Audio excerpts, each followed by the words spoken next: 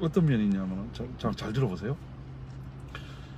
청인들이 이제 이런 수화, 생소한 수화나 잘 사용하지 못하는 수화는 뭔가 그게 이유가 있더라고요. 이게. 근데 굉장히 이제 숨은 뜻들이 있어요. 근데 내가 이제 그 농식 수화 같은 거 연구하면서 내가 쭉 이래 보다 보면은 한 가지 이런 게 있는데, 이게 사실 수화가 굉장히 쉽게 이래 보여지고 뭐 농인들 사이에서 굉장히 많이 쓰는데, 근데 청인들은 이런 수화 못 쓸 때는 뭔가 어려운 게 딱 하나는 있어요. 어떤 때는 이제 이게 동작이 너무 어려워서 도저히 못 따라하는 경우도 있고, 그다음 또 어떤 때는 의미가 이게 너무 복잡해요. 어떤 의미에서 복잡하냐면, 이런 이제 의미들이 보면은 특정 상황에만 쓰여야 돼요. 그러다 보니까 이게 내가 이제 이런 상황이 아니라 다른 상황에 쓰면은 농인들이 항상 어색하다고 이상하다고 이러다 보니까 청인들이 이제 몇 번 그 농인들한테 에이 그랬으면 안 돼 몇 번 들으면은 그 주눅이 든다고요. 나는 이제 이런 수화를 정확한 상황에 이렇게 사용할 수 있기 위해서 내가 나름대로 이제 연구를 엄청 했어요. 그러다 보니까는 요런 수화를 어떤 식으로 써야 되고 어원이 뭐고 그 다음에 용례는 어떻게 하고 너무 복잡해가지고 도저히 내가 책에 내가 쓰지를 못하겠더라고요. 근데 이제 요것도 패턴이 있어요. 그러니까 몇 개 내인들 그 요령들이나 어원 분석하는 방법, 그 다음에 이제 이런 것 분석하는 방법, 또 용례는 뭐 어떻게 쓰고 문법은 어떻게든 하는 거 몇 번 쭉 반복하다 보면은 이게 공통점이 있다 보니까 그 다음부터는 이제 수화 교육하는 사람이 본인이 나름대로 내 책 쭉 보고 이제 이걸 파악을 할 수가 있는데, 근데 처음에는 그러니까 한 이제 몇 번 정도는 이제 내가 그렇게 이런 걸 분석하고 또 이런 걸 파악하고 문법이나 용례나 이런 걸 한번 쭉 한번 들어보면요, 이게 확실히 굉장히 도움 많이 돼요.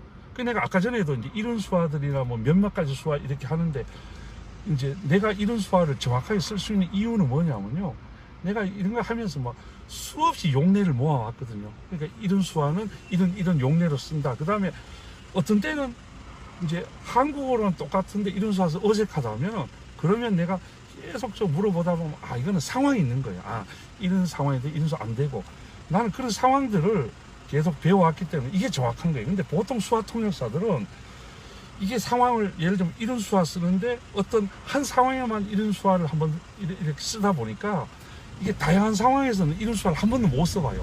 그러다 보니까 어떤 때는 맞고 어떤 때는 틀리고 한데, 이걸 갖다가 끝끝내 파악을 못해요.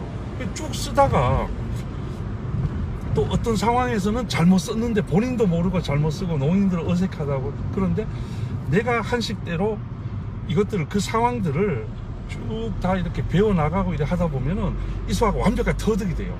그러다 보면 이게 농식 수화가 패턴이 있어가지고 또 다른 수화, 또 다른 수화, 또 다른 수화 받아들이기가 쉬워요. 그러니까 이제 그런 부분에 대해서 내가 이번에 책 이렇게 강의하실 때도 그쪽 뒷부분이나 중간부분 보면 그런 부분들이 굉장히 많아요. 내 나름대로 노하우 쌓인 게. 그 내가 이제 그런 거에 대해서 내가 집중적으로 한번 서울 쪽에 한번 모아주시면은 내가 한 이제 그 3시간 정도는 이렇게 집중적으로 한번 하고, 또 다음에 기회 되면 또 한 번 이런 한 3번 정도 이 정도 이렇게 반복해서, 그러니까 다른 내용으로요. 반복해서 듣다 보면은 이러면 이제 감이 잡혀요. 그러니까 예를 들면 내가 요 근래 한 거 이 수화하고 그때 올렸던 수화, 그 다음에 생각하고 이게 있어요. 이거 또 생각 전염이 있고, 요 3가지 수화가 묘하게 이렇게 상황이 겹쳐요. 그런데 그 생각 빗나가다 수화는 이제 농인들하고 계속 이제 이야기를 했더니, 그거는 기준에서 어긋나다 자기 기준, 이 생각이 기준의 그렇죠. 개념과 관련이 있다고 얘기를 그런데 하더라고요. 이게요, 네. 그 농아인들이 그렇게 대답은 그렇게 했지만은 그래도 그게 완벽하지 못해요. 왜냐하면 그 농아인들이 즉흥적으로 이렇게 이야기했기 때문에. 그런데 근데 내가 이제 하는 이야기는 이 수화를 못 썼던 이유는 그게 그렇게 그 말 한마디로 우리가 파악할 수 있을 정도로 쉬운 수화가 아니에요. 그렇기 때문에 내가 하는 말은 뭐냐면, 우선은 제일 첫 단계로는 용례를 굉장히 많이 모아요. 내가 그 수화 용례만 해도 한 15개 정도 모았을걸요. 그러니까 이런 용례를 해가지고 이제 쭉 보다 보면은 제일 첫 번째 이거, 두 번째는 이거, 세 번째 이거. 어떤 때는 겹치고 어떤 때는 안 겹치는데 내가 예문을 어떻게 모았냐면, 제일 처음에는 이제 따로 이런 수화만 쓸 수 있는 상황, 이런 수화만 쓸 수 있는 상황, 이런 수 쓸 수 있는 상황. 그런데 이제 요게 묘하게 겹칠 때 이렇게 겹쳐도 상황은 똑같지만은 뉘앙스나 어감은 완전히 다르다 이거예요. 그러니까 예를 들면 이거예요. 이제 어떤 사람이 자, 신발을 샀어요.